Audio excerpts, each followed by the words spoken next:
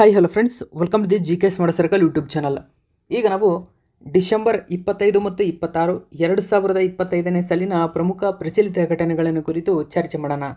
ನಿಮಗೆಲ್ಲ ಗೊತ್ತಿರಲಿ, ಪ್ರತಿದಿನ ನಾನು ಕನ್ನಡದ ಪ್ರಜಾವಾಣಿ ಸೇರಿದಂತೆ ಕನ್ನಡದ ಇತರ ಎಲ್ಲ ನ್ಯೂಸ್ ಪೇಪರ್ಗಳು, ಇಂಗ್ಲೀಷ್ನ ದಿ ಹಿಂದೂ ಮತ್ತು ಇಂಗ್ಲೀಷ್ನ ಇತರ ಎಲ್ಲ ನ್ಯೂಸ್ ಪೇಪರ್ಗಳ ಜೊತೆಗೆ ಕೇಂದ್ರ ಸರ್ಕಾರ ಪ್ರತಿದಿನ ಅಪ್ಡೇಟ್ ಮಾಡುವಂತಹ PIB ನ್ಯೂಸ್ ಪೇಪರ್ನ ಪ್ರಮುಖ ಪ್ರಚಲಿತ ಘಟನೆಗಳನ್ನು ನಿಮ್ಮ ಮುಂದೆ ತರ್ತಾ ಇರ್ತೀನಿ. ಹಾಗಾದರೆ ಇವತ್ತಿನ ಕ್ವಶ್ಚನ್ ನಂಬರ್ 1 ಏನಿದೆ ಅಂತ ಗಮನಿಸಿ. ನೋಡಿ, ಸರ್ಕಾರದ ಹೊಣೆಗಾರಿಕೆ ಮತ್ತು ಪರಿಣಾಮಕಾರಿ ಆಡಳಿತ ಬಗ್ಗೆ ನಾಗರಿಕರಲ್ಲಿ ಜಾಗೃತಿಯನ್ನು ಮೂಡಿಸಲು ಕೆಳಗಿನ ಯಾವ ದಿನದಂದು ಉತ್ತಮ ಆಡಳಿತ ದಿನ ಅಥವಾ ಸುಶಾಸನ ದಿನ ಅಥವಾ ಇಂಗ್ಲೀಷಲ್ಲಿ ಗುಡ್ ಗವರ್ನೆನ್ಸ್ ದಿನವನ್ನಾಗಿ ಆಚರಣೆ ಮಾಡಲಾಗುತ್ತದೆ? ನೋಡಿ, ಗುಡ್ ಗವರ್ನೆನ್ಸ್ ಡೇಯನ್ನು ನಾವು ಕನ್ನಡದಲ್ಲಿ ಸುಶಾಸನ ದಿನ ಅಥವಾ ಉತ್ತಮ ಆಡಳಿತ ದಿನವನ್ನಾಗಿ ಕೂಡ ಆಚರಣೆ ಮಾಡ್ತೀವಿ. ಸೊ ಅದಕ್ಕೆ ಎರಡು ಹೆಸರಿನಿಂದ ಕನ್ನಡದಲ್ಲಿ ಗುರುತಿಸಲಾಗುತ್ತದೆ. ಸೊ ಯಾವಾಗ ಅಂತ ಕೇಳಿದರೆ ಡಿಸೆಂಬರ್ 25 ಇದಕ್ಕೆ ಸರಿಯಾಗಿರತಕ್ಕಂಥ ಉತ್ತರ ಆಪ್ಷನ್ ನಂಬರ್ 2 ಸರಿಯಾಗಿದೆ. ಹೆಚ್ಚಿನ ಡೀಟೇಲ್ಸ್ ಕನ್ನಡದ ನ್ಯೂಸ್ ಪೇಪರಲ್ಲಿ ಕೊಟ್ಟಿದ್ದರೂ ಗಮನಿಸಬಹುದು. ದೇಶದ ಅನ್ನದಾತರ ಹೃದಯ ಸಾಮ್ರಾಟ ಅಟಲ್ ಬಿಹಾರಿ ವಾಜಪೇಯಿರವರ ಬಗ್ಗೆ. ಸೊ ಅಟಲ್ ಬಿಹಾರಿ ವಾಜಪೇಯಿರವರ ಜನ್ಮ ದಿನೋತ್ಸವ ಏನಿದೆ, ಇದನ್ನೇ ನಾವು ಮುಖ್ಯವಾಗಿ ಉತ್ತಮ ಆಡಳಿತ ದಿನವನ್ನಾಗಿ ಆಚರಣೆ ಮಾಡ್ತೀವಿ. ನೋಡಿ, ಉತ್ತಮ ಆಡಳಿತ ದಿನವನ್ನು ಡಿಸೆಂಬರ್ 25ರಂದು ಆಚರಣೆ ಮಾಡ್ತೀವಿ. ಈ ವರ್ಷದ ಉತ್ತಮ ಆಡಳಿತ ದಿನ ಅಥವಾ ಗುಡ್ ಗವರ್ನೆನ್ಸ್ ಡೇನ ಥೀಮ್ ಏನು ಅಂತ ಕೇಳಿದರೆ, ನೋಡಿ, ಪ್ರಶಾಸನ ಗಾಂವ್ ಕಿ ಓರ್ ಅಂತ, ಅಂದರೆ ಆಡಳಿತ ಗ್ರಾಮದ ಕಡೆಗೆ. ಇದು ಕನ್ನಡದಲ್ಲಿ ತುಂಬಾ ಇಂಪಾರ್ಟೆಂಟ್ ಆಗುತ್ತೆ. ನೋಡಿ, ಪ್ರಶಾಸನ್ ಗಾಂವ್ ಕಿ ಓರ್, ಗವರ್ನೆನ್ಸ್ ಟುವರ್ಡ್ಸ್ ವಿಲೇಜಸ್ ಎಂಬುದು ಈ ವರ್ಷದ ಥೀಮ್ ಆಗಿದೆ. ಸೊ ಈ ಥೀಮ್ ನಿಮಗೆ ನೆನಪಿರಲಿ. ಗಮನಿಸಿ, ಮಾಜಿ ಪ್ರಧಾನಿ ಅಟಲ್ ಬಿಹಾರಿ ವಾಜಪೇಯಿ ಅವರ ಜನ್ಮ ದಿನಾಚರಣೆಯನ್ನು ಗೌರವಿಸಲು 2014ರಲ್ಲಿ ಈ ದಿನವನ್ನಾಗಿ ಘೋಷಣೆ ಮಾಡಲಾಯಿತು. ಡಿಸೆಂಬರ್ 25ರಂದು ಪಂಡಿತ್ ಮೋಹನ್ ಮಾಳವೀಯ ಅವರ ಜನ್ಮ ದಿನಾಚರಣೆಯನ್ನು ಸಹ ನಾವು ಆಚರಣೆ ಮಾಡ್ತೀವಿ. ನೋಡಿ, ಪಂಡಿತ್ ಮದನ್ ಮೋಹನ್ ಮಾಳವೀಯ, ಸೊ ಗಾಂಧೀಜಿಯವರ ವೈಯಕ್ತಿಕ ಸತ್ಯಾಗ್ರಹ ಏನಿದೆ ಅದಕ್ಕೆ ಆಯ್ಕೆಯಾದಂತಹ ಮೊಟ್ಟ ಮೊದಲ ವ್ಯಕ್ತಿ ಇವರು. ಸೊ ಇವರು ಕೂಡ ಡಿಸೆಂಬರ್ 25ರಂದು ಜನಿಸ್ತಾರೆ. ಸೊ ಇವರು ಕೂಡ ಅತ್ಯಂತ ಪ್ರಭಾವಿ ಭಾರತೀಯ ಸ್ವಾತಂತ್ರ್ಯದ ಹೋರಾಟಗಾರರು ಎಂಬುದನ್ನು ಗಮನಿಸಬೇಕು. ಹಾಗಾದರೆ ಅಟಲ್ ಬಿಹಾರಿ ವಾಜಪೇಯಿರವರ ಬಗ್ಗೆ ನೋಡಿ, ಇವರು ಡಿಸೆಂಬರ್ 25, 1924ರಂದು ಮಧ್ಯಪ್ರದೇಶದ ಗ್ವಾಲಿಯರ್ನಲ್ಲಿ ಜನಿಸ್ತಾರೆ. ಅವರು ಒಬ್ಬ ಕವಿ ಮತ್ತು ರಾಜಕಾರಣಿಯಾಗಿದ್ದರು. ಅವರ ರಾಜಕೀಯ ವೃತ್ತಿ ಜೀವನದ ಬಗ್ಗೆ ನೋಡೋದಾದರೆ, ಅವರು ಕನಿಷ್ಠ 3 ಬಾರಿ ಭಾರತದ ಪ್ರಧಾನಮಂತ್ರಿಯಾಗಿ ಸೇವೆ ಸಲ್ಲಿಸ್ತಾರೆ. ಅಂದರೆ 1996ರಲ್ಲಿ ಸಂಕ್ಷಿಪ್ತವಾಗಿ ಇವರು ಅಧಿಕಾರವನ್ನು ಮಾಡ್ತಾರೆ. ನಂತರ 1998 ಮತ್ತು 1999ರಲ್ಲಿ 13 ತಿಂಗಳುಗಳ ಕಾಲ ಆಡಳಿತ ನಡೆಸ್ತಾರೆ. ತದನಂತರ 1999ರಿಂದ 2004ರವರೆಗೆ ಪೂರ್ಣಾವಧಿಯಾಗಿ ಭಾರತದಲ್ಲಿ ಪ್ರಧಾನಮಂತ್ರಿಯಾಗಿ ಆಡಳಿತ ನಡೆಸ್ತಾರೆ. ಹೀಗೆ ತಮ್ಮ ವೃತ್ತಿ ಜೀವನದಲ್ಲಿ ಅವರು ಭಾರತದಲ್ಲಿ 3 ಬಾರಿ ಪ್ರಧಾನಮಂತ್ರಿಯವರಾಗ್ತಾರೆ. ಇವರ ಮನ್ನಣೆ ನೋಡಿ, 2015ರಲ್ಲಿ ಅವರಿಗೆ ಭಾರತದ ಅತ್ಯುನ್ನತ ನಾಗರಿಕ ಗೌರವವಾದಂತಹ ಭಾರತ ರತ್ನ ಪ್ರಶಸ್ತಿ ನೀಡಿ ಗೌರವಿಸಲಾಗುತ್ತದೆ. 1994ರಲ್ಲಿ ಅವರಿಗೆ ಪದ್ಮವಿಭೂಷಣ ಪ್ರಶಸ್ತಿ ನೀಡಲಾಗಿತ್ತು ಎಂಬುದನ್ನು ಗಮನಿಸಬೇಕು. ಇವರ ಪ್ರಮುಖ ಸಾಧನೆ ನೋಡೋದಾದರೆ, ಸೊ ಇವರು ಗೋಲ್ಡನ್ ಕ್ವಾಡ್ರಿಲ್ಯಾಟರಲ್ ಯೋಜನೆಯನ್ನು ಹಾಕಿಕೊಳ್ಳುತ್ತಾರೆ, ಅಂದರೆ ಸ್ಥಾಪನೆ ಮಾಡ್ತಾರೆ. ದೆಹಲಿ, ಮುಂಬೈ, ಚೆನ್ನೈ, ಕೋಲ್ಕತ್ತಾದ ನಡುವೆ 4 ಅತ್ಯಂತ ದೊಡ್ಡ ರಾಷ್ಟ್ರೀಯ ಹೆದ್ದಾರಿಗಳ ಸಂಪರ್ಕ ಮಾಡ್ತಕ್ಕಂಥ ಒಂದು ಜಾಲವೇ ಗೋಲ್ಡನ್ ಕ್ವಾಡ್ರಿಲ್ಯಾಟರಲ್. ಸೊ ಈ ಹೆದ್ದಾರಿಗೆ ಇವರು ಅಂಕಿತ ಹಾಕಿದಂಥವರು, ಸೊ ಸ್ಥಾಪನೆ ಮಾಡಿದಂಥವರು ಕೂಡ ಇವರೇ. ಆ ಕಾರಣಕ್ಕಾಗಿ ಅವರ ಅತ್ಯಂತ ಪ್ರಮುಖ ಸಾಧನೆ ಇದು. ಅಷ್ಟೇ ಅಲ್ಲದೆ ಇವರು ವಿಜ್ಞಾನ ಕ್ಷೇತ್ರದಲ್ಲಿ ಪ್ರಮುಖವಾಗಿ ಪರಮಾಣು ಬಾಂಬ್ ಭಾರತದಲ್ಲಿ ಸ್ಫೋಟಕ್ಕೆ ಸಂಬಂಧಪಡ್ತಾರೆ. ಅಂದರೆ ಪೋಖ್ರಾನ್ ಅಣು ಏನಿದೆ, ಸೊ ಇದಕ್ಕೆ ಸಂಬಂಧಪಟ್ಟಂತೆ ಹೆಚ್ಚಿನ ಕಲಾಂರವರ ಅಧಿಕಾರಾವಧಿಯಲ್ಲಿ ಇವರು ಮಾಡಿರ್ತಕ್ಕಂಥದ್ದು. ಸೊ ಇವೆಲ್ಲವೂ ಕೂಡ ನೆನಪಿರಲಿ. ಈಗ ನಾವು 2ನೇ ಕ್ವಶನ್ ನೋಡಿ, ಇತ್ತೀಚೆಗೆ ಕೆಳಗಿನ ಯಾರು ಬಾಹ್ಯಾಕಾಶಕ್ಕೆ ಪ್ರಯಾಣಿಸಿದ ವಿಶ್ವದ ಮೊಟ್ಟ ಮೊದಲ ವೀಲ್ ಚೇರ್ ಬಳಕೆದಾರರು ಎಂಬ ಹೆಗ್ಗಳಿಕೆಗೆ ಪಾತ್ರರಾಗಿದ್ದಾರೆ? ಸರಿಯಾದಂಥ ಉತ್ತರ ಮೈಕೇಲ ಬೆಂತೋಸ್. ಆಪ್ಷನ್ ನಂಬರ್ 2 ಸರಿಯಾಗಿದೆ. ಮೈಕೇಲ ಬೆಂತೋಸ್. ನೋಡಿ, ಈ spent 20 years at space X.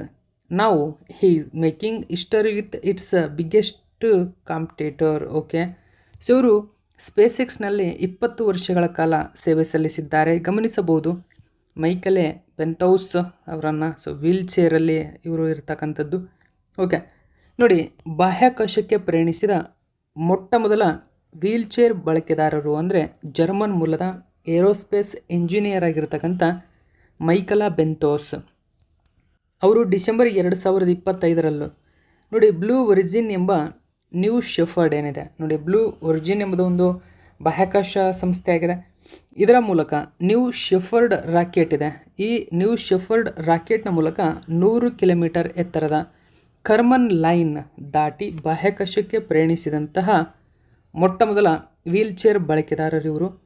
ಈ ಕಾರ್ಯಾಚರಣೆಯನ್ನು ಜೆಫ್ ಬೆಜೋಸ್, ನೋಡಿ ಮೋಸ್ಟ್ ಇಂಪಾರ್ಟೆಂಟ್ ಆಗುತ್ತೆ, ಜೆಫ್ ಬೆಜೋಸ್ ಸ್ಥಾಪಿಸಿದಂತಹ ಏರೋಸ್ಪೇಸ್ ಕಂಪನಿಯಾದ ಬ್ಲೂ ಒರಿಜಿನ್ ಈ ಕಾರ್ಯಾಚರಣೆಯನ್ನು ನಡೆಸಿದೆ. Jeff Bezos. ಸೊ ನೋಡಿ, ಬ್ಲೂ ಒರಿಜಿನ್ನ ಮರುಬಳಕೆ ಮಾಡಬಹುದಾದ ಸಬ್ ಆರ್ಟಿಬಲ್ ಉಡಾವಣಾ ವಾಹನ ನ್ಯೂ ಶೆಫರ್ಡ್.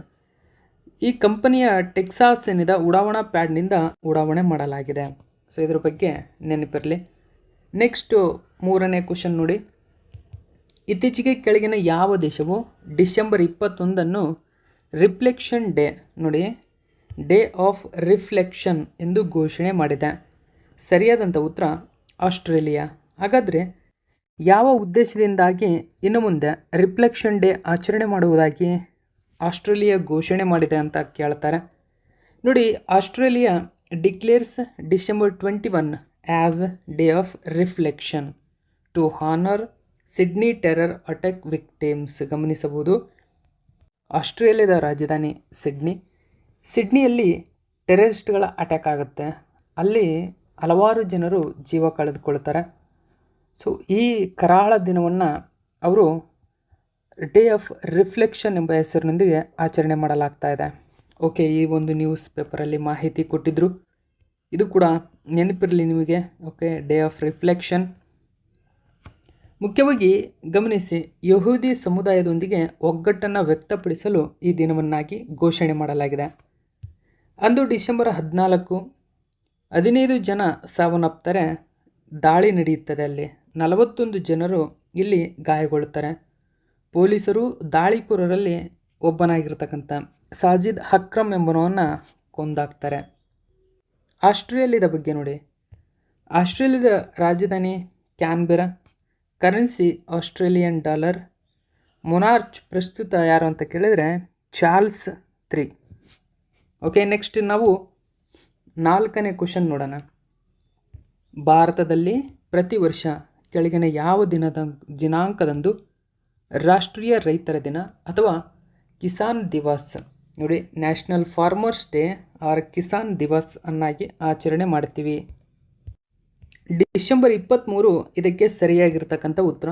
ಆಪ್ಷನ್ ನಂಬರ್ 2 ಸರಿಯಾಗಿದೆ. ನೋಡಿ, ಗಮನಿಸಬಹುದು, ಇಂದು ರಾಷ್ಟ್ರೀಯ ರೈತರ ದಿನವನ್ನಾಗಿ ಆಚರಣೆ ಮಾಡುವ ಉದ್ದೇಶ ನ್ಯೂಸ್ ಪೇಪರಲ್ಲಿ ಕೊಟ್ಟಿದ್ದರು. ಕನ್ನಡದ ನ್ಯೂಸ್ ಪೇಪರ್ನ ಮಾಹಿತಿ ಇಂಪಾರ್ಟೆಂಟ್ ಆಗುತ್ತೆ. ನೋಡಿ, ಭಾರತದ ಬೆಳವಣಿಗೆ ರೈತರ ಕೊಡುಗೆಯನ್ನು ಗುರುತಿಸಲು ಡಿಸೆಂಬರ್ 23 ರೈತ ದಿನವನ್ನಾಗಿ ಆಚರಣೆ ಮಾಡಲಾಗುತ್ತದೆ. ರೈತ ದಿನ ಅಥವಾ ಕಿಸಾನ್ ದಿವಸ್ ಎಂದು ಕರೆಯಲ್ಪಡುವ 2025 ರಾಷ್ಟ್ರೀಯ ರೈತರ ದಿನವು ಭಾರತೀಯ ರೈತರ ಅವಿಶ್ರಾಂತ ಪ್ರಯತ್ನಗಳು, ತ್ಯಾಗಗಳು, ಸ್ಥಿತಿಸ್ಥಾಪಕತ್ವವನ್ನು ನೆನಪಿಸುವಂತಹ ವಿಶೇಷ ಸಂದರ್ಭವಾಗಿದೆ. ಪ್ರತಿ ವರ್ಷ ಚೌಧರಿ ಚರಣ್ ಸಿಂಗ್ ಏನಿದ್ದಾರೆ ಅವರ ಜನ್ಮ ವಾರ್ಷಿಕೋತ್ಸವದಂದು ಆಚರಿಸಲಾಗುವಂತಹ ರೈತರ ದಿನವು ರೈತ ಕೇಂದ್ರಿತ ನೀತಿಗಳು ಮತ್ತು ಸುಸ್ಥಿರ ಕೃಷಿಯ ಮಹತ್ವವನ್ನು ಎತ್ತಿ ತೋರಿಸುತ್ತದೆ. ರಾಷ್ಟ್ರೀಯ ರೈತರ ಚಾಂಪಿಯನ್ ಅಂತ ಕರೀತಾರೆ ಚೌಧರಿ ಚರಣ್ ಸಿಂಗ್. ಸೊ ಇವರ ಜನ್ಮ ದಿನಾಂಕವನ್ನು ನಾವು ಆಚರಣೆ ಮಾಡ್ತೀವಿ. ಇವರ ಬಗ್ಗೆ ನೋಡಿ, 1979 ಮತ್ತು 80 1 ವರ್ಷದ ಅವಧಿ. ಓಕೆ, ಪ್ರಧಾನಿಯಾಗಿ ಸೇವೆ ಸಲ್ಲಿಸಿದ ಮತ್ತು ಭಾರತದ ರೈತರ ಚಾಂಪಿಯನ್ ಎಂದು ವ್ಯಾಪಕವಾಗಿ ಸ್ಮರಿಸಲ್ಪಡುವಂತಹ ಚೌಧರಿ ಚರಣ್ ಸಿಂಗ್ ಇವರು 1902ರಿಂದ 1987 ಅವಧಿಯಲ್ಲಿ ಭಾರತದಲ್ಲಿ ಜೀವಿಸಿದ್ದರು. ಸೊ ಅವರ ಜನ್ಮ ದಿನಾಂಕವನ್ನು ನಾವು ರಾಷ್ಟ್ರೀಯ ರೈತರ ದಿನವನ್ನಾಗಿ ಆಚರಣೆ ಮಾಡ್ತೀವಿ. 2001ರಲ್ಲಿ ಭಾರತ ಸರ್ಕಾರವು ನೋಡಿ ಭಾರತೀಯ ಕೃಷಿ ಮತ್ತು ರೈತರ ಕಲ್ಯಾಣಕ್ಕೆ ಅವರ ಕೊಡುಗೆಯನ್ನು ಗುರುತಿಸಿ ಡಿಸೆಂಬರ್ 23ರಂದು ಈ ದಿನವನ್ನು ಆಗಿ ಆಚರಣೆ ಮಾಡಲು ಘೋಷಣೆ ಮಾಡಿತು. ನವದೆಹಲಿಯಲ್ಲಿ ಅವರ ಸ್ಮಾರಕಕ್ಕೆ ಕಿಸಾನ್ ಘಾಟ್ ಎಂದು ಹೆಸರಿಸಲಾಗಿದೆ. ನವದೆಹಲಿಯಲ್ಲಿ ಅವರ ಸ್ಮಾರಕವಿದೆ. ಆ ಸ್ಮಾರಕದ ಹೆಸರು ಕಿಸಾನ್ ಘಾಟ್ ಎಂಬುದು.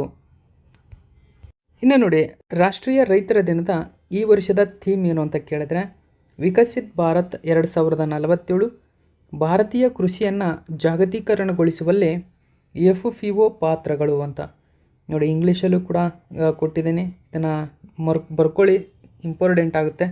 ಹಾಗಾದರೆ ಡಿಸೆಂಬರ್ ತಿಂಗಳ ಅತ್ಯಂತ ಪ್ರಮುಖ ದಿನಾಂಕಗಳು ಮತ್ತು ಆ ದಿನದ ಮಾಹಿತಿ ಇಲ್ಲಿ ಗಮನಿಸಬಹುದು. ಇವೆಲ್ಲವೂ ಕೂಡ ಇಂಪಾರ್ಟೆಂಟ್ ಆಗುತ್ತೆ. ನಾವು ಡಿಸೆಂಬರ್ 1ನೇ ತಾರೀಕಿನಂದು ವಿಶ್ವ ಏಡ್ಸ್ ದಿನವನ್ನಾಗಿ ಆಚರಣೆ ಮಾಡಿದರೆ, December 2 national pollution control day, international day of abolition of slavery, ನೋಡಿ ಕಂಪ್ಯೂಟರ್ ಲಿಟರೇಸಿ ಡೇ ಅನ್ನು ಆಚರಣೆ ಮಾಡ್ತೀವಿ. 3ನೇ ತಾರೀಕು international day of persons with disabilities. ಇನ್ನು world soil day December 5, Mahaparinirvan Diwas December 6ರಂದು ಆಚರಣೆ ಮಾಡ್ತೀವಿ. ಹಾಗೆಯೇ ಡಿಸೆಂಬರ್ 7ನೇ ತಾರೀಕನ್ನು ಗಮನಿಸಬಹುದು, ಆರ್ಮಡ್ ಫೋರ್ಸ್ ಫ್ಲ್ಯಾಗ್ ಡೇಯನ್ನಾಗಿ ಮತ್ತು ಇಂಟರ್ನ್ಯಾಷನಲ್ ಸಿವಿಲ್ ಏವಿಯೇಷನ್ ಡೇಯನ್ನಾಗಿ ಆಚರಣೆ ಮಾಡ್ತೀವಿ. ಇನ್ನು ವರ್ಲ್ಡ್ ಹ್ಯೂಮನ್ ರೈಟ್ಸ್ ಡೇ ನೋಡಿ ಡಿಸೆಂಬರ್ 10ರಂದು ಆಚರಣೆ ಮಾಡ್ತೀವಿ. ಜೊತೆಗೆ ಡಿಸೆಂಬರ್ 11ನೇ ತಾರೀಕು ಇಂಟರ್ನ್ಯಾಷನಲ್ ಮೌಂಟೇನ್ಸ್ ಡೇಯನ್ನಾಗಿ ಆಚರಣೆ ಮಾಡ್ತೀವಿ. ಹಾಗೆ ಡಿಸೆಂಬರ್ 12, 13, 16 ಈ ಥರ ಅತ್ಯಂತ ಪ್ರಮುಖ ದಿನಾಂಕಗಳನ್ನು ಆಚರಣೆ ಮಾಡ್ತೀವಿ. ನೋಡಿ ಡಿಸೆಂಬರ್ 18 ಗೋವಾ ಲಿಟರಸಿ ಡೇ ಆಗಿದೆ.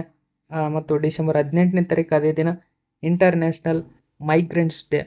ಸೊ ಇಷ್ಟು 4ನೇ ಕ್ವಶನ್ನ ಪೂರ್ಣ ಮಾಹಿತಿಯಾಗಿದೆ. ಈಗ ನಾವು 5ನೇ ಕ್ವಶನ್ ಏನಿದೆ ಅಂತ ಗಮನಿಸೋಣ. ಪಂಚಾಯತ್ ರಾಜ್ ಮತ್ತು ಬುಡಕಟ್ಟು ವ್ಯವಹಾರಗಳ ಸಚಿವಾಲಯವು 2025ನೇ ಸಾಲಿನ ಪೇಸಾ ಮಹೋತ್ಸವ ಅಥವಾ ನೋಡಿ ಪೇಸಾ ಕಾಯ್ದೆಯ ಬಗ್ಗೆ ನಿಮಗೆ ಗೊತ್ತಿರಬೇಕು. ಇದು ತುಂಬಾ ಇಂಪಾರ್ಟೆಂಟ್ ಆಗಿರತಕ್ಕಂಥ ಬುಡಕಟ್ಟು ವ್ಯವಹಾರಗಳಿಗೆ ಸಂಬಂಧಪಟ್ಟಂಥ ಒಂದು ಕಾಯ್ದೆಯಾಗಿದೆ. ಹಾಗಾದರೆ ಪ್ರತಿ ವರ್ಷ ಕೇಂದ್ರ ಸರ್ಕಾರವು ಪೇಸಾ ಮಹೋತ್ಸವವನ್ನು ಆಚರಣೆ ಮಾಡುತ್ತದೆ. ಅಂದರೆ ಕೇಂದ್ರ ಸರ್ಕಾರದ ಪಂಚಾಯತ್ ರಾಜ್ ಮತ್ತು ಬುಡಕಟ್ಟು ವ್ಯವಹಾರಗಳ ಸಚಿವಾಲಯ. ಸೊ ಈ ವರ್ಷ ಅಂದರೆ 2025ನೇ ಸಾಲಿನ ಪೇಸಾ ಮಹೋತ್ಸವವನ್ನು ಕೆಳಗಿನ ಯಾವ ನಗರದಲ್ಲಿ ಆಯೋಜಿಸಲಾಗಿದೆ? ಸರಿಯಾಗಿರ್ತಕ್ಕಂಥ ಉತ್ತರ ಆಪ್ಷನ್ ನಂಬರ್ 4 ವಿಶಾಖಪಟ್ಟಣಂ. ಹೆಚ್ಚಿನ ಡೀಟೇಲ್ಸ್ ಇದರ ಬಗ್ಗೆ ನಾವು ತಿಳ್ಕೊಳ್ಳೋಣ. ಗಮನಿಸಬಹುದು empowering tribal lands. So empowering tribal lands ಅಂತ ಅಂದರೆ ಟ್ರೈಬಲ್ ಲ್ಯಾಂಡ್ಗಳು ಅಥವಾ ಬುಡಕಟ್ಟು ಭೂಮಿಗಳಿಗೆ ಮಾನ್ಯತೆ ನೀಡತಕ್ಕಂಥದ್ದು ಇದರ ಪ್ರಮುಖ ಉದ್ದೇಶವಾಗಿದೆ. ಅಂದರೆ ಪೇಸಾ ಕಾಯ್ದೆ ಬರುತ್ತದೆ ನೋಡಿ, ಪೇಸಾ ಆ್ಯಕ್ಟ್. ಈ ಕಾಯ್ದೆಯ ಉದ್ದೇಶ ಏನಂದರೆ ಟ್ರೈಬಲ್ ಬುಡಕಟ್ಟು ಭೂಮಿಗಳೇನಿದ್ದಾವೆ ಅದಕ್ಕೆ ಅಧಿಕೃತ ಮಾನ್ಯತೆ ಕೊಟ್ಟು ಮತ್ತು ಅವುಗಳಿಗೆ ಉನ್ನತ ಸ್ಥಾನವನ್ನು ಕಲ್ಪಿಸಿಕೊಡುವ ಉದ್ದೇಶವನ್ನು ಹೊಂದಿರತಕ್ಕಂಥ ಒಂದು ಕಾಯ್ದೆ. ಸೊ ಪ್ರತಿ ವರ್ಷ ಆ ಕಾಯ್ದೆಗೆ ಸಂಬಂಧಪಟ್ಟಂತೆ ಪೇಸಾ ಮಹೋತ್ಸವವನ್ನು ಆಚರಣೆ ಮಾಡಲಾಗುತ್ತದೆ. ಸೊ ಈ ವರ್ಷ ವಿಶಾಖಪಟ್ಟಣಂನಲ್ಲಿ ನಡೀತಾ ಇದೆ. ಸೊ ಗಮನಿಸಬಹುದು ನೀವು ಪೇಸಾ ಮಹೋತ್ಸವ್ ಡಿಸೆಂಬರ್ 23ರಿಂದ 24, 2025 ಆಂಧ್ರ ಪ್ರದೇಶದ ವಿಶಾಖಪಟ್ಟಣಂನಲ್ಲಿ ನಡೀತಾ ಇದೆ. ಹೆಚ್ಚಿನ ಡೀಟೇಲ್ಸ್ ಇದರ ಬಗ್ಗೆ ನಾವು ತಿಳ್ಕೊಳ್ಳೋಣ. ನೋಡಿ ನ್ಯೂಸ್ ಪೇಪರಲ್ಲಿ ಇದರ ಬಗ್ಗೆ ಮಾಹಿತಿ ಕೊಟ್ಟಿದ್ದರು.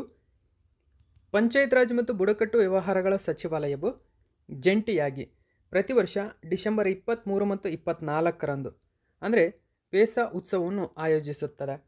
ಈ ಹಬ್ಬವನ್ನು ಪಂಚಾಯತ್ ರಾಜ್ ನೋಡಿ ಪಂಚಾಯತ್ಗಳ ನಿಬಂಧನೆಗಳು ಅಂದರೆ ಇದರಲ್ಲಿ ಪರಿಶಿಷ್ಟ ಪ್ರದೇಶಗಳಿಗೆ ವಿಸ್ತರಣೆ ಕಾಯ್ದೆ 1996 ಅಂತ ಕರೀತಾರೆ. ಪೇಸಾ ಅಂದರೆ panchayat extension to schedule areas PESA act. ಈ ವಾರ್ಷಿಕೋತ್ಸವವನ್ನು ಗುರುತಿಸಲು ಪ್ರತಿ ವರ್ಷ ಈ ದಿನವನ್ನು ನಾವು ಆಚರಣೆ ಮಾಡುತ್ತೀವಿ. ಹಾಗಾದರೆ ಈ ವರ್ಷ ಪೇಸಾ ಉತ್ಸವವು ವಿಶಾಖಪಟ್ಟಣಂನಲ್ಲಿ ನಡೀತಾ ಇದೆ. ಪೇಸಾ ಕಾಯ್ದೆ ಬಗ್ಗೆ ನಾವು ತಿಳ್ಕೊಳ್ಳೋಣ. 1996ರಲ್ಲಿ ಜಾರಿಗೆ ಬಂದಿದೆ ಈ ಕಾಯ್ದೆ. ಇದರ ಬಗ್ಗೆ ನೋಡಿ, ಅಂದು 1955ರಲ್ಲಿ ಬೋರಿಯಾ ಸಮಿತಿಯನ್ನು ರಚನೆ ಮಾಡಲಾಗುತ್ತದೆ. ನೋಡಿ ಬೋರಿಯಾ ಸಮಿತಿ ಯಾವುದಕ್ಕೆ ಸಂಬಂಧಪಟ್ಟಿದೆ ಅಂತ ಕೇಳ್ತಾರೆ, ಪೇಸಾ ಕಾಯ್ದೆಗೆ ಸಂಬಂಧಪಟ್ಟಿದೆ. ಹಾಗಾದರೆ ಪೇಸಾ ಕಾಯ್ದೆ ಯಾವುದಕ್ಕೆ ಸಂಬಂಧಪಟ್ಟಿದೆ ಅಂತ ಕೇಳ್ತಾರೆ. ಎಲ್ಲ ಡೀಟೇಲ್ಸ್ ನಿಮಗೆ ನೆನಪಿರಬೇಕು.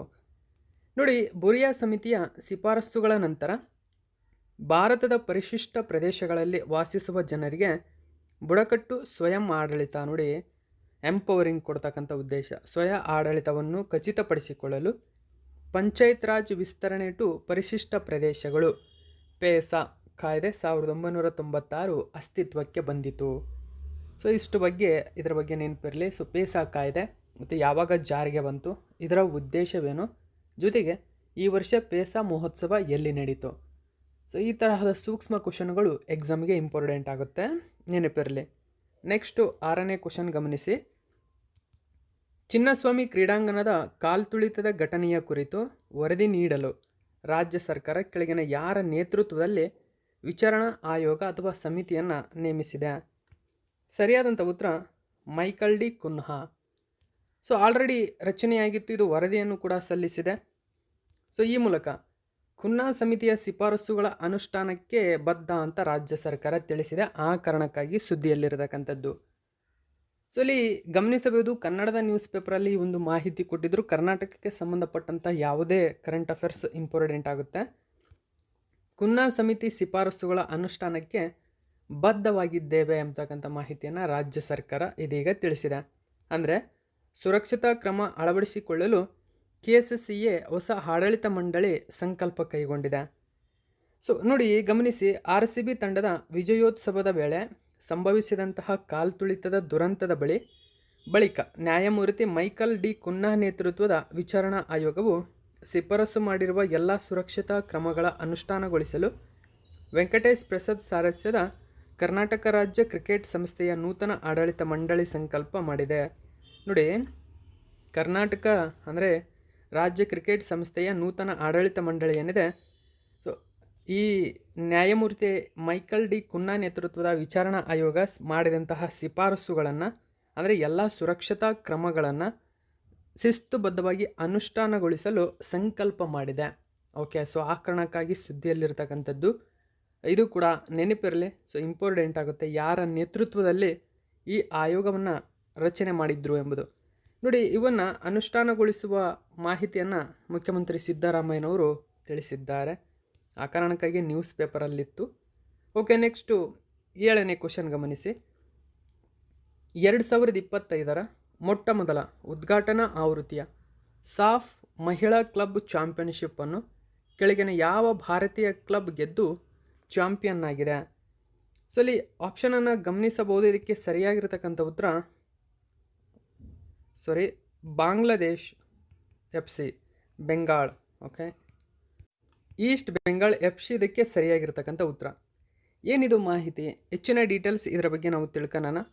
ನೋಡಿ, East Bengal FC clinch SAFF women's club title with 3-0 win in final. ಹಾಗಾದರೆ ಸಾಫ್ ವುಮೆನ್ಸ್ ಕ್ಲಬ್ ಏನಿದೆ, ಈ ಚಾಂಪಿಯನ್ಶಿಪ್ ಮೊಟ್ಟ ಮೊದಲ ಬಾರಿಗೆ ಆಯೋಜನೆಗೊಂಡಿತ್ತು. ಸೊ ಭಾರತೀಯ ತಂಡ ಇಲ್ಲಿ ಚಾಂಪಿಯನ್ ಆಗಿದೆ.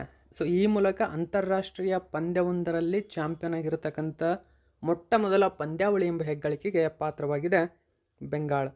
ಓಕೆ, ಹೆಚ್ಚಿನ ಡೀಟೇಲ್ಸ್ ಇದರ ಬಗ್ಗೆ ನಾವು ತಿಳ್ಕೊಳ್ಳೋಣ. ಗಮನಿಸಿ, ಇದು ನೇಪಾಳದ ಕಠ್ಮಂಡುವಿನಲ್ಲಿ ನಡೆದಿದೆ. ಇದನ್ನು ಗಮನಿಸಬೇಕು. ನೇಪಾಳದ ಕಠ್ಮಂಡುವಿನ ದಸರಥ್ ಕ್ರೀಡಾಂಗಣದಲ್ಲಿ ನಿನ್ನೆ ನಡೆದಂತಹ ಫೈನಲ್ ಪಂದ್ಯದಲ್ಲಿ ಆತಿಥೇಯ ನೇಪಾಳ, ಅಂದರೆ ಆತಿಥ್ಯ ವಹಿಸಿರ್ತಕ್ಕಂಥ ದೇಶ ನೇಪಾಳ.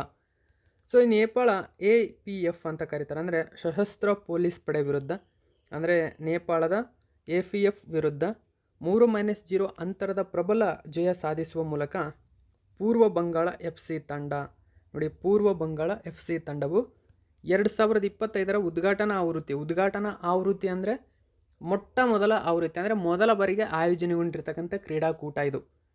ಈ ಆವೃತ್ತಿ ಏನಿದೆ, ಸಾಫ್ ಮಹಿಳಾ ಕ್ಲಬ್ ಚಾಂಪಿಯನ್ಶಿಪ್ ಪ್ರಶಸ್ತಿಯನ್ನು ಗೆದ್ದಿದೆ. ಈ ಗೆಲುವಿನೊಂದಿಗೆ ಪೂರ್ವ ಬಂಗಾಳ ತಂಡವು ಅಂತಾರಾಷ್ಟ್ರೀಯ ಪಂದ್ಯಾವಳಿಯನ್ನು ಗೆದ್ದ ಮೊದಲ ಭಾರತೀಯ ಮಹಿಳಾ ಕ್ಲಬ್ ಎಂಬ ಹೆಗ್ಗಳಿಕೆಗೆ ಪಾತ್ರವಾಗಿದೆ. ನೋಡಿ, ಭಾರತೀಯ ಮಹಿಳಾ ಕ್ಲಬ್ ಒಂದು ಅಂತಾರಾಷ್ಟ್ರೀಯ ಮಟ್ಟದ ಪಂದ್ಯಾವಳಿಯನ್ನು ಗೆದ್ದುಕೊಂಡಿರ್ತಕ್ಕಂಥದ್ದು ಇದೇ ಮೊಟ್ಟ ಮೊದಲ ಬಾರಿಯಾಗಿದೆ. ಸೊ ಆ ಕಾರಣಕ್ಕಾಗಿ ಎಕ್ಸಾಮ್ಗೆ ಇಂಪಾರ್ಟೆಂಟ್ ಆಗುತ್ತೆ. ಸೊ ಪ್ರಮುಖ ಸ್ಪೋರ್ಟ್ಸ್ ಈವೆಂಟ್ಗಳ ಬಗ್ಗೆ ನಾವು ತಿಳ್ಕೊಳ್ಳೋಣ. ಸೊ ಗಮನಿಸಿ, Cameron Green bought by Kolkata Knight Riders. 25.20 crore. Okay, during the IPL 2026 action held in Abu Dhabi. ನೋಡಿ, ಕ್ಯಾಮರನ್ ಗ್ರೀನನ್ನು ಕೋಲ್ಕತ್ತಾ ನೈಟ್ ರೈಡರ್ಸ್ 25.20 ಕೋಟಿ ರೂಪಾಯಿಗೆ IPL ಹರಾಜಿನಲ್ಲಿ ಕೊಂಡುಕೊಂಡಿದೆ. ಸೊ ಇದು ಕೂಡ ನೆನಪಿರಲಿ. ನೆಕ್ಸ್ಟ್ ನೋಡಿ, the gold medals won by Manu Bhaker and Simranpreet Kaur. Okay, so Brar at the 68th national shooting championship competition in New Delhi. ನ್ಯೂ ಡೆಲ್ಲಿಯಲ್ಲಿ ನಡೆದಂತಹ ನ್ಯಾಷನಲ್ ಶೂಟಿಂಗ್ ಚಾಂಪಿಯನ್ಶಿಪ್ ಕಾಂಪಿಟೇಷನ್ಸ್ನಲ್ಲಿ ಮನು ಬಾಕರ್ ಮತ್ತು ಸಿಮ್ರಾನ್ಪ್ರೀತ್ ಕೌರ್ ಬ್ರಾರ್ ಏನಿದ್ದಾರೆ ಗೋಲ್ಡ್ ಮೆಡಲ್ ಗೆದ್ದಿದ್ದಾರೆ. ಸೊ ಆಲ್ರೆಡಿ ಇದ್ರ ಬಗ್ಗೆ ನಾನು ತಿಳಿಸ್ಕೊಟ್ಟಿದ್ದೆ, ಇದು ಕೂಡ ನೆನಪಿರಲಿ. ಇನ್ನು ನೋಡಿ, ಜಾರ್ಖಂಡ್ ಏನಿದೆ ಸಯ್ಯದ್ ಮುಸ್ತಾಕ್ ಅಲಿ ಟ್ರೋಫಿಯ ಚಾಂಪಿಯನ್ ಆಗಿರತಕ್ಕಂಥದ್ದು 2025-26ನೇ ಸಾಲಿಂದು. Okay, next squash world cup 2025 ನಡೀತು. ಇಲ್ಲಿ ಇಂಡಿಯಾ ಡಿಫೀಟೆಡ್ ಹಾಂಗ್ಕಾಂಗ್. ಸೊ ಹಾಂಗ್ಕಾಂಗನ್ನು ಭಾರತ ಸೋಲಿಸಿ for the first time champion ಆಗಿ ಹೊರಹೊಮ್ಮಿರತಕ್ಕಂಥದ್ದು. ಆಲ್ರೆಡಿ ಇದ್ರ ಬಗ್ಗೆಯೂ ಕೂಡ ತಿಳಿಸ್ಕೊಟ್ಟಿದ್ದೇನೆ. ಇನ್ನು ಮುಖ್ಯವಾಗಿ Jasprit Bumrah first Indian bowler ever to take 100 wickets all 3 international forms. ನೋಡಿ, ಟೆಸ್ಟಲ್ಲಿ, ODIನಲ್ಲಿ, T20 ಇಂಟರ್ನ್ಯಾಷನಲಲ್ಲಿ 3ರಲ್ಲೂ 100 ವಿಕೆಟ್ಗಳನ್ನು ಪಡೆದಂತಹ ಭಾರತದ ಮೊಟ್ಟ ಮೊದಲ ಬೌಲರ್ ಯಾರು ಅಂತ ಕೇಳಿದ್ರೆ ಅದು ಜಸ್ಪ್ರೀತ್ ಬೂಮ್ರಾ. ನೋಡಿ, ಸೊ ನ್ಯೂಸ್ ಪೇಪರಲ್ಲಿ ಒಂದು ಮಾಹಿತಿ ಕೊಟ್ಟಿದ್ರು, ಇದು ಕೂಡ ನೆನಪಿರಲಿ. ನೆಕ್ಸ್ಟು ಜೆರುಸಲೆಮ್ ಮಾಸ್ಟರ್ ಟೈಟಲ್ ಗೆದ್ದಂಥವರು ಅರ್ಜುನ್ ಎರಗೈಸಿ. ಚೆಸ್ ಚಾಂಪಿಯನ್ಶಿಪ್ ಇದೊಂದು Jerusalem masters. Okay, Arjun Erigaisi ಇಲ್ಲಿ ಚಾಂಪಿಯನ್ ಆಗಿದ್ದಾರೆ. ಇನ್ನು ನೋಡಿ, ಖೇಲೋ ಇಂಡಿಯಾ ಯೂನಿವರ್ಸಿಟಿ ಗೇಮ್ಸ್ 2025 ಸಂಪೂರ್ಣ ಚಾಂಪಿಯನ್, ಒಟ್ಟಾರೆ ಚಾಂಪಿಯನ್ ಅಂದರೆ ಅದು ಚಂಡೀಗಢ ಯೂನಿವರ್ಸಿಟಿ. ಇನ್ನು ಪಂಜಾಬ್ ನ್ಯಾಷನಲ್ ಬ್ಯಾಂಕಿಗೆ first female brand Harmanpreet Kaur ಆಯ್ಕೆಯಾಗಿದ್ದಾರೆ. ಸೊ ಇದು ಕೂಡ ನೆನಪಿರಲಿ. ಇನ್ನುಳಿದಂತೆ ನೋಡಿ, so emerging professional sports event of the year ಅವಾರ್ಡನ್ನು ಪಡೆದುಕೊಂಡಿರ್ತಕ್ಕಂಥದ್ದು ಯಾರು ಅಂದರೆ ಆರ್ಚರಿ ಪ್ರೀಮಿಯರ್ ಲೀಗ್, ಅಂದರೆ APL ಅಂತ ಕರೀತಾರೆ. ಸೊ ಇದ್ರ ಬಗ್ಗೆ ನಾನು ತಿಳಿಸ್ಕೊಟ್ಟಿದ್ದೇನೆ. ಸ್ಪೋರ್ಟ್ಸ್ ಅವಾರ್ಡ್ ಇದೊಂದು APL ಪಡೆದುಕೊಂಡಿದೆ. ಸೊ ಇದ್ರ ಬಗ್ಗೆಯೂ ನಾನು ಆಲ್ರೆಡಿ ಹಿಂದಿನ ವಿಡಿಯೋದಲ್ಲಿ ತಿಳಿಸ್ಕೊಟ್ಟಿದ್ದೇನೆ. World athletics of the year men ವಿಭಾಗದಲ್ಲಿ ನೋಡಿ, ಅರ್ಮಾಂಡ್ ಡುಪ್ಲಾಂಟಿಸ್ ವುಮೆನ್ಸ್ ಕ್ಯಾಟಗರಿಯಲ್ಲಿ ಸಿಡ್ನಿ ಮೆಕ್ಲಗಿನ್ ಲೆವರ್ನ್ USA ದೇಶದವರು. ಸೊ ಇವರು ಚಾಂಪಿಯನ್ ಆಗಿದೆ, ಅಂದರೆ ಪ್ರಶಸ್ತಿಯನ್ನು ಪಡೆದಂಥವರು. World athletics of the year ಅವಾರ್ಡನ್ನು ಪಡೆದುಕೊಂಡಿರ್ತಕ್ಕಂಥವ್ರು ಇವರು.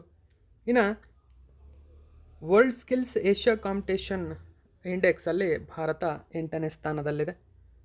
ಇನ್ನು CNN news 18 India of the year ಅವಾರ್ಡನ್ನು ಜೈಶರ್ ಅವರಿಗೆ ನೀಡಿ ಗೌರವಿಸಲಾಗಿದೆ. ಸೊ ಇಷ್ಟು 7ನೇ ಕ್ವಶನ್ನ ಪೂರ್ಣ ಮಾಹಿತಿ. ಇನ್ನು ನಾವು 8ನೇ ಕ್ವಶನ್ ಏನಿದೆ ಅಂತ ಗಮನಿಸಿ. ಭಾರತದಲ್ಲಿ ತಯಾರಿಸಲಾದಂತಹ ಮೊಟ್ಟ ಮೊದಲ 32 ಬಿಟ್ ಮೈಕ್ರೋ ಪ್ರೊಸೆಸರ್ನ ಹೆಸರೇನು? ನೋಡಿ, ಮೋಸ್ಟ್ ಇಂಪಾರ್ಟೆಂಟ್ ಆಗುತ್ತೆ ಒಂದು ಕ್ವಶನ್ ನಿಮಗೆ. ಸರಿಯಾದಂಥ ಉತ್ತರ ವಿಕ್ರಮ್ 3201. ಹಾಗಾದರೆ ಏನಿದು 32 ಬಿಟ್ ಮೈಕ್ರೋ ಪ್ರೊಸೆಸರ್? ನೋಡಿ, ಮೈಕ್ರೋ ಪ್ರೊಸೆಸರನ್ನು ಮುಖ್ಯವಾಗಿ ನಾವು ಸೆಮಿಕಂಡಕ್ಟರ್ ವಿಭಾಗದಲ್ಲಿ ಬೆಳೆಸ್ತೀವಿ. ಅರೆವಾಹಕಗಳ ಅಥವಾ ಸೆಮಿಕಂಡಕ್ಟರ್ ಮೇಲೆ ಅಥವಾ ಮೈಕ್ರೋ ಪ್ರೊಸೆಸರ್ಗಳ ಮೇಲೆ ಭಾರತದ ವಿಶ್ವದಲ್ಲಿ ಹೆಚ್ಚಿನ ಅವಲಂಬಿತವಾಗಿದೆ, ವಿಶ್ವದ ಮಟ್ಟದಲ್ಲೇ. ಈಗ ಭಾರತ 32 ಬಿಟ್ಟನ್ನು ಒಳಗೊಂಡಿರ್ತಕ್ಕಂಥ ಮೈಕ್ರೋ ಪ್ರೊಸೆಸರನ್ನು ಅಭಿವೃದ್ಧಿಪಡಿಸಿದೆ, ಇದೇ ಮೊಟ್ಟ ಮೊದಲ ಬಾರಿಗೆ. ಸೊ ಇದರಿಂದಾಗಿ ಭಾರತ ಇತರೆ ದೇಶಗಳ ಮೇಲಿನ ಅವಲಂಬನೆ ಇದರಿಂದ ಕಡಿಮೆ ಆಗ್ತಾ ಇದೆ. ಓಕೆ, ಸೊ ಕನ್ನಡದ ನ್ಯೂಸ್ ಪೇಪರಲ್ಲಿ ಕೊಟ್ಟಿದ್ದರು. ವಿಕ್ರಮ್ 3201 ಎಂಬುದು ಭಾರತದ ಮೊಟ್ಟ ಮೊದಲ ಸ್ವದೇಶಿ ನಿರ್ಮಿತ 32 ಬಿಟ್ ಸ್ಪೇಸ್ ಗ್ರೇಡ್ ಮೈಕ್ರೋ ಪ್ರೊಸೆಸರ್ ಆಗಿದೆ. ನೋಡಿ, ಇದೊಂದು 32 ಬಿಟ್ ಮೈಕ್ರೋ ಪ್ರೊಸೆಸರ್ ಆಗಿದೆ. ಹಾಗಾದರೆ ಯಾರು ಇದನ್ನು ಅಭಿವೃದ್ಧಿಪಡಿಸಿದ್ದಾರೆ ಎಲ್ಲ ಡೀಟೇಲ್ಸನ್ನು ನಾವು ತಿಳ್ಕೊಳ್ಳೋಣ. ಕನ್ನಡದ ನ್ಯೂಸ್ ಪೇಪರಲ್ಲಿ ಈ ಒಂದು ಮಾಹಿತಿ ಕೊಟ್ಟಿದ್ದರು. ಇಸ್ರೋ ಅಭಿವೃದ್ಧಿಪಡಿಸಿದ, ನೋಡಿ ಇಸ್ರೋ ಅಭಿವೃದ್ಧಿಪಡಿಸಿದೆ, ಗಮನಿಸಬೇಕು. ಅಭಿವೃದ್ಧಿಪಡಿಸಿದಂತಹ ವಿಕ್ರಮ್ 3201 ಎಂಬುದು ಭಾರತದ ಮೊಟ್ಟ ಮೊದಲ ಸ್ವದೇಶಿ ನಿರ್ಮಿತ 32 ಬಿಟ್ ಸ್ಪೇಸ್ ಗ್ರೇಡ್ ಮೈಕ್ರೋ ಪ್ರೊಸೆಸರ್ ಆಗಿದೆ. ಇದನ್ನು ಉಡಾವಣಾ ವಾಹನಗಳು ಮತ್ತು ಉಪಗ್ರಹ ಮಿಷನ್ಗಳಿಗಾಗಿ ಬಿಡುಗಡೆ ಮಾಡಲಾಗಿದೆ. ನೋಡಿ, ಯಾವುದಕ್ಕಾಗಿ ಇದನ್ನು ಬಳಸ್ತಾರೆ ಎಂಬುದು. ಇದನ್ನು ಮುಖ್ಯವಾಗಿ ಚಂಡೀಗಢದಲ್ಲಿ ಕಂಡುಬರತಕ್ಕಂಥ ಇಸ್ರೋದ ವಿಕ್ರಮ್ ಸಾರಾಭಾಯಿ ಸ್ಪೇಸ್ ಸೆಂಟರ್ ಅಂದರೆ VSSC ವಿನ್ಯಾಸಗೊಳಿಸಿದೆ. ಇದು 100 ಮೆಗಾಹರ್ಟ್ಜ್ ವೇಗದಲ್ಲಿ ಕಾರ್ಯನಿರ್ವಹಿಸುತ್ತದೆ. ನೋಡಿ, ಗಮನಿಸಬೇಕು. ಹಾಗಾದರೆ ವಿಕ್ರಮ್ 3201 ಮೈಕ್ರೋ ಪ್ರೊಸೆಸರ್ ಬಗ್ಗೆ ನಾವು ನೋಡೋದಾದರೆ ನೋಡಿ, ಈ ಉಡಾವಣಾ ವಾಹನ ನೋಡಿ ಏವಿಯಾನಿಕ್ಸ್ಗೆ ಈ ಪ್ರಮಾಣದ ಮತ್ತು ನಿರ್ದಿಷ್ಟ ವಿವರಣೆಯಲ್ಲಿ ತಯಾರಿಸಲಾದ ಮೊಟ್ಟಮೊದಲ ಭಾರತೀಯ ಮೈಕ್ರೋ ಪ್ರೊಸೆಸರ್ ಇದಾಗಿದೆ. ಗ್ರಾಹಕ ಸಂಸ್ಕಾರಗಳಿಗಿಂತ ಭಿನ್ನವಾಗಿ ಇದು ತೀವ್ರವಾದ ತಾಪಮಾನ, ತೀವ್ರವಾದ ವಿಕಿರಣ ಮತ್ತು ಕಂಪನಗಳಂತಹ ಕಠಿಣ ಬಾಹ್ಯಾಕಾಶ ಪರಿಸ್ಥಿತಿಗಳಿದ್ದರೂ ಕೂಡ ಕಾರ್ಯನಿರ್ವಹಿಸುವ ಸಾಮರ್ಥ್ಯವನ್ನು ಹೊಂದಿದೆ.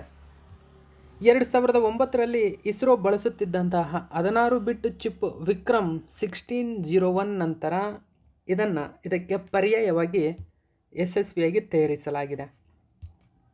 ತಾಂತ್ರಿಕ ವೈಶಿಷ್ಟ್ಯಗಳು ಮತ್ತು ನವೀಕರಣ ಇದರ ಬಗ್ಗೆ. ಸೊ ವಿಕ್ರಮ್ 3201 ಎಂಬುದು ಆರ್ಕಿಟೆಕ್ಚರ್ನ ಹೊಂದಿದೆ. ನೋಡಿ, ಆರ್ಕಿಟೆಕ್ಚರನ್ನು ಹೊಂದಿದೆ. ತನ್ನಟಿಗೆ ತಾನೇ ಚಿತ್ರಗಳನ್ನು ತೆಗೆದುಕೊಂಡು ಆರ್ಕಿಟೆಕ್ಚರ್ ಮಾಡುವ ಉದ್ದೇಶವನ್ನು ಹೊಂದಿದೆ. ಹೆಚ್ಚಿನ ನಿಖರತೆಯಿಂದ ಕೂಡಿದೆ. ಹೆಚ್ಚಿನ ಡೇಟಾ ಸಂಗ್ರಹಣ ಮಾಡುವ ಸಾಮರ್ಥ್ಯವನ್ನು ಹೊಂದಿದೆ. ಇದು ನಿಖರವಾದ ಪಥವನ್ನು, ಮಾರ್ಗದರ್ಶನವನ್ನು ಲೆಕ್ಕಾಚಾರ ಮಾಡುವ ಸಾಮರ್ಥ್ಯವನ್ನು ಹೊಂದಿರತಕ್ಕಂಥ ಇದು 64 ಬಿಟ್ ಫ್ಲೋಟಿಂಗ್ ಪಾಯಿಂಟ್ ಕಾರ್ಯಾಚರಣೆಗಳನ್ನು ಬೆಂಬಲಿಸುವ ಸಾಮರ್ಥ್ಯವನ್ನು ಹೊಂದಿದೆ. ಸೊ ಇಷ್ಟೆಲ್ಲ ಇವು ಅದರ ವೈಶಿಷ್ಟ್ಯಗಳು. ಇವು ತುಂಬಾ ಇಂಪಾರ್ಟೆಂಟ್ ಆಗುತ್ತೆ ಎಕ್ಸಾಮ್ಗೆ. ವಿದೇಶಿ ಮೈಕ್ರೋ ಪ್ರೊಸೆಸರ್ಗಳ ಮೇಲಿನ ಅವಲಂಬನೆಯನ್ನು ಕಡಿಮೆ ಮಾಡಲು ಭಾರತ 2021ರಲ್ಲಿ ಭಾರತ್ ಸೆಮಿಕಂಡಕ್ಟರ್ ಮಿಷನ್ನ ಪ್ರಾರಂಭಿಸಿತ್ತು. ಓಕೆ, ಇದು ಕೂಡ ನೆನಪಿರಲಿ. ನೆಕ್ಸ್ಟ್ 9ನೇ ಕ್ವಶನ್ ನೋಡಿ. ಇತ್ತೀಚೆಗೆ ಕೆಳಗಿನ ಯಾರು ರಾಷ್ಟ್ರೀಯ ವಾಯುಯಾನ ಮತ್ತು ಬಾಹ್ಯಾಕಾಶ ಆಡಳಿತ ಸಂಸ್ಥೆ ಅಂದರೆ ನಾಸಾ ಏನಿದೆ, ಅಂದರೆ national aeronautics and space administration ಅಂತ ಕರಿತೀವಿ, ನಾಸಾದ ನೂತನ 15ನೇ ಅಡ್ಮಿನಿಸ್ಟ್ರೇಟರ್ ಆಗಿ ಆಯ್ಕೆಯಾಗಿದ್ದಾರೆ. ನೋಡಿ, ಮೋಸ್ಟ್ ಇಂಪಾರ್ಟೆಂಟ್ ಆಗುತ್ತೆ. ನಾಸಾ ಈಗ ತನ್ನ ಮುಖ್ಯಸ್ಥನನ್ನು ನೇಮಕ ಮಾಡಿದೆ. ಅಂದರೆ ಭಾರತದ ಹೆಂಗೆ ನಾವು ಇಸ್ರೋದ ಚೀಫ್ ಅಂತ ಕರಿತೀವೋ ಹಂಗೆ ಅವ್ರನ್ನ ಅಡ್ಮಿನಿಸ್ಟ್ರೇಟರ್ ಅಂತ ಕರೀತಾರೆ. ಓಕೆ, ಈಗ ನಾಸಾ ತನ್ನ 15ನೇ ಆಡಳಿತಾಧಿಕಾರಿಯನ್ನಾಗಿ ನೇಮಕ ಮಾಡಿದೆ. ಯಾರನ್ನು? ಅಮೇರಿಕದ ಬಿಲಿಯನರ್ ಆಗಿರ್ತಕ್ಕಂಥ ಜೆರೆಡ್ ಇಸಾಕ್ಮನ್. ಆಪ್ಷನ್ ನಂಬರ್ 2 ಸರಿಯಾಗಿದೆ. ಇವರು ಇದೀಗ ನಾಸಾದ 15ನೇ ಆಡಳಿತಾಧಿಕಾರಿಯಾಗಿ ಅಧಿಕಾರವನ್ನು ವಹಿಸಿಕೊಂಡಿದ್ದಾರೆ. ಸೊ ಮೋಸ್ಟ್ ಇಂಪಾರ್ಟೆಂಟು ನೋಡಿ, billionaire Jared Isaacman an Elon Musk ally ನೋಡಿ confirm as NASA chief. Okay, ನಾಸಾದ ಚೀಫ್ ಆಗಿ ಇವರು ಆಯ್ಕೆಯಾಗಿದ್ದಾರೆ. ಹೆಚ್ಚಿನ ಡೀಟೇಲ್ಸ್ ನಾವು ತಿಳ್ಕೊಳ್ಳೋಣ. ನಾಸಾವನ್ನು ಮುನ್ನಡೆಸಲು ಬಿಲಿಯನೇರ್ ಹೂಡಿಕೆದಾರ ಜೆರೆಡ್ ಐಸಾಕ್ಮನ್ ಅವರ ನೇಮಕವನ್ನು ಅಮೆರಿಕ ಸೆನೆಟ್ ಅನುಮೋದಿಸಿದೆ.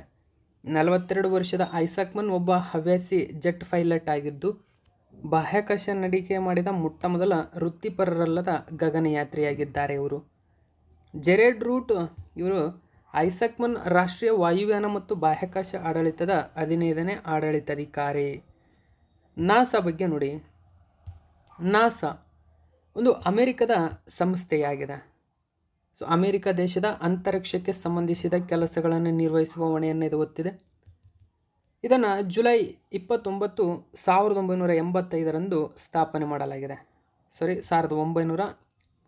1958ರಂದು ಸ್ಥಾಪನೆ ಮಾಡಲಾಗಿದೆ. ಗಮನಿಸಿ, 1958 ಜುಲೈ 29ರಂದು ಇದನ್ನು ಸ್ಥಾಪನೆ ಮಾಡಲಾಗಿದೆ. ಕೇಂದ್ರ ಕಚೇರಿ ಅಮೆರಿಕದ ವಾಷಿಂಗ್ಟನ್ DC-ಯಲ್ಲಿದೆ. ಸ್ಥಾಪಕರು ಡ್ವರ್ಟ್ ಡಿ ಐಸನ್ ಅವರ್ ಅಂತ ಕರೀತೇವೆ. ನೋಡಿ, ಡ್ವಿಗ್ ಡಿ ಐಸನ್ ಓವರ್ ಸ್ಥಾಪನೆಯಾಗಿದ್ದು ನಾನು ಹೇಳಿದಂತೆ ಜುಲೈ 29, 1958ರಂದು ಸ್ಥಾಪನೆಯಾಗಿದೆ. ಈ ಮೂಲಕ ಇದರ ಪ್ರಮುಖ ಭಾರತೀಯರ ಸಾಧನೆ ಅಂದರೆ ಕಲ್ಪನಾ ಚಾವ್ಲಾ. ಇವರು 2003ರಲ್ಲಿ ಫೆಬ್ರವರಿ 1ರಂದು ಕೊಲಂಬಿಯಾ ಆಕಾಶನೌಕೆ ಅಂದರೆ STS-87ರಲ್ಲಿ ಗಗನಯಾತ್ರೆ ಮುಗಿಸಿ ಭೂಮಿಗೆ ಮರಳುವಾಗ ತಾಂತ್ರಿಕ ದೋಷದಿಂದಾಗಿ ಸಂಭವಿಸಿದ ಅಪಘಾತದಲ್ಲಿ ಮೃತರಾಗ್ತಾರೆ. ಈ ನೌಕೆಯಲ್ಲಿ ಇವರೊಂದಿಗೆ ಇತರ 6 ಗಗನಯಾತ್ರಿಗಳಿದ್ದರು ಎಂಬುದನ್ನು ಗಮನಿಸಬೇಕು. ಕೊಲಂಬಿಯಾ ನೌಕೆ ಅದು. ಈ ನೌಕೆ ಹೆಸರು ನೆನಪಿರಬೇಕು, ಕೊಲಂಬಿಯಾ ನೌಕೆ. 2003 ಫೆಬ್ರವರಿ 1ರಂದು ಅವರು STS-87 ಅಲ್ಲಿ ಭಾಗವಹಿಸ್ತಾರೆ. ಓಕೆ, ನೆಕ್ಸ್ಟು 10ನೇ ಕ್ವಶನ್ ಗಮನಿಸಿ. ಇತ್ತೀಚೆಗೆ ರೈಲ್ವೆ ಭದ್ರತಾ ಪಡೆ ಅಂದರೆ RPF ಏನಿದೆ ಪಡೆಯು ತನ್ನ ಯಾವ ಕಾರ್ಯಾಚರಣೆಯ ಮೂಲಕ ರೈಲ್ವೆ ನಿಲ್ದಾಣದಲ್ಲಿ ಬ್ಯಾಗ್ ಮರೆತು ಬಂದಿದ್ದರೆ ಅದನ್ನು ಹುಡುಕಿ ಕಾಪಿಟ್ಟು 2.25 ಕೋಟಿಗೂ ಅಧಿಕ ಮೌಲ್ಯದ ವಸ್ತುಗಳನ್ನು ಪ್ರಯಾಣಿಕರಿಗೆ ಹಿಂದಿರುಗಿಸಿದೆ. ಸೊ ಯಾವ ಕಾರ್ಯಾಚರಣೆ? ಸರಿಯಾದಂಥ ಉತ್ತರ ಆಪರೇಷನ್ ಅಮಾನತ್. ನೋಡಿ, ಆಪ್ಷನ್ ನಂಬರ್ 2 ಸರಿಯಾಗಿದೆ ಇದಕ್ಕೆ. ನೋಡಿ, ಕನ್ನಡದ ನ್ಯೂಸ್ ಪೇಪರಲ್ಲಿ ಈ ಒಂದು ಮಾಹಿತಿ ಕೊಟ್ಟಿದ್ದರು. ರೈಲಲ್ಲಿ ಬ್ಯಾಗ್ ಮರೆಯುವವರಿಗಾಗಿ ಆಪರೇಷನ್ ಅಮಾನತ್. ಏನಿದು ಆಪರೇಷನ್ ಅಮಾನತ್? ಸೊ ಇದು ರೈಲಿನಲ್ಲಿ ಯಾರಾದರೂ ಪ್ರಯಾಣ ಮಾಡ್ತಿರ್ತಕ್ಕಂಥವರು ಬ್ಯಾಗ್ ಮರೆತು ಹೋಗಿದ್ರೆ ಅತ್ಯಂತ ಮೌಲ್ಯಯುತವಾಗಿರ್ತಕ್ಕಂಥ ವಸ್ತುಗಳನ್ನು ಅವರು ಕಾಪಿಡ್ತಾರೆ. ಅಂದರೆ ಹಂಗೆ ಇಟ್ಟು ಪ್ರಯಾಣಿಕರು ದೂರ ಏನಾದರೂ ಕೊಟ್ಟಾಗ ಅವರ ಬ್ಯಾಗನ್ನು ಅವರಿಗೆ ತಲುಪಿಸುವ ಕಾರ್ಯ ಮಾಡುತ್ತದೆ. ಸೊ ಈ ಮೂಲಕ ಇಲ್ಲಿಯವರೆಗೂ ಈ ವರ್ಷ ಕೇವಲ ಇದೇ ವರ್ಷದಲ್ಲಿ 2.25 ಕೋಟಿ ಮೌಲ್ಯದ ವಸ್ತುಗಳನ್ನು ಪ್ರಯಾಣಿಕರಿಗೆ ಹಿಂದಿರುಗಿಸಿ ನೈಋತ್ಯ ರೈಲ್ವೆ ಪ್ರಮುಖ ಸಾಧನೆ ಮಾಡಿದೆ. ನೈಋತ್ಯ ರೈಲ್ವೆ ಹುಬ್ಬಳ್ಳಿಯಲ್ಲಿದೆ, ನಮ್ಮದು. ಇದು ಕೂಡ ನೆನಪಿರಬೇಕು. ನೋಡಿ, ಯಾವ್ಯಾವ ನಗರಗಳಲ್ಲಿ ಎಷ್ಟೆಷ್ಟು ಕೊಟ್ಟಿದ್ದೀವಿ ಅಂತಕ್ಕಂಥ ಮಾಹಿತಿಯಲ್ಲಿ ಕೊಟ್ಟಿದ್ದಾರೆ. ಸೊ ಆ ಕಾರಣಕ್ಕಾಗಿ ಹಾಗಾದರೆ ಆಪರೇಷನ್ ಅಮಾನತ್ ಎಂಬುದು ರೈಲ್ವೆ ಭದ್ರತಾ ಪಡೆ ಅಥವಾ RPFನ ಪ್ರಮುಖ ಕಾರ್ಯಾಚರಣೆಯಾಗಿದೆ. ಸೊ ಈ ಮೂಲಕ ಇದು 2.25 ಕೋಟಿಗೂ ಅಧಿಕ ಮೌಲ್ಯದ ವಸ್ತುಗಳನ್ನು ಹಿಂದಿರುಗಿಸಿದೆ. ಆಪರೇಷನ್ ಅಮಾನತ್ ಭಾರತೀಯ ರೈಲ್ವೆಯ ಪಶ್ಚಿಮ ರೈಲ್ವೆ ವಲಯದ RPF ರೈಲ್ವೆ ಪ್ರಯಾಣಿಕರು ತಮ್ಮ ಕಳೆದುಹೋದ ಲಗೇಜುಗಳನ್ನು ಸುಲಭವಾಗಿ ಮರಳಿ ಪಡೆಯಲು ಮಿಷನ್ ಅಮಾನತ್ ಎಂಬ ಹೊಸ ಉಪಕ್ರಮವನ್ನು ಪ್ರಾರಂಭಿಸಿದೆ. Okay, mission Amanat. ಸೊ ಭಾರತೀಯ ರೈಲ್ವೆ ಪ್ರಾರಂಭಿಸಿರ್ತಕ್ಕಂಥದ್ದು ನೆನಪಿರಲಿ. ಈ ಮಿಷನ್ ಅಡಿ ಕಳೆದು ಹೋದಂತಹ ವಸ್ತುಗಳನ್ನು ಈ ವೆಬ್ಸೈಟ್ಗಳಲ್ಲಿ ಅವರು ಅಪ್ಲೋಡ್ ಮಾಡಿರ್ತಾರೆ. ಸೊ ಬೇಕಾದಂಥವರು ಈ ವೆಬ್ಸೈಟ್ಗೆ ಹೋಗಿ ಚೆಕ್ ಮಾಡಿ ನೀವು ವಸ್ತುಗಳನ್ನು ತೆಗೆದುಕೊಳ್ಳಬಹುದು. ಸೊ ಪ್ರಯಾಣಿಕರಿಗೆ ತಮ್ಮ ಕಳೆದೋದ ವಸ್ತುಗಳನ್ನು ಪತ್ತೆ ಹಚ್ಚಲು ಮತ್ತು ಮರಳಿ ಪಡೆಯಲು ಈ ಆ್ಯಪ್ ಏನಿದೆ ಸಹಾಯ ಮಾಡುತ್ತದೆ.